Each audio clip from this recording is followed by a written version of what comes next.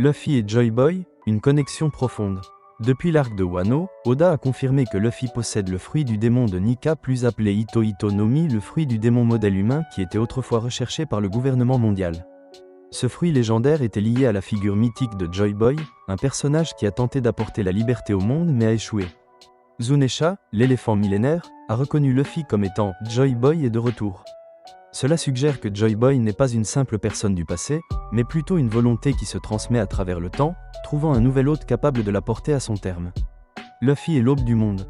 Depuis longtemps, Oden, Roger et Toki parlaient de « l'aube du monde », un événement censé libérer les peuples de l'oppression du gouvernement mondial.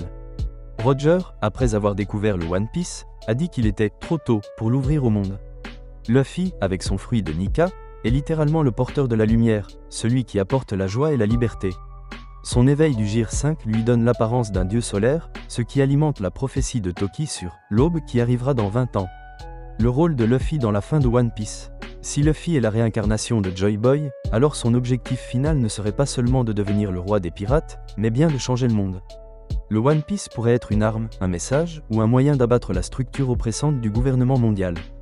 Il réveillera les armes antiques. Poséidon, Shirahoshi et Pluton sont déjà connus, et ils pourraient être utilisés pour détruire Red Line, réunissant les océans en All Blue. Il fera tomber le gouvernement mondial, Imu et les 5 doyens et redonnera espoir au monde. Like et abonne-toi, partage si tu veux d'autres vidéos de ce genre.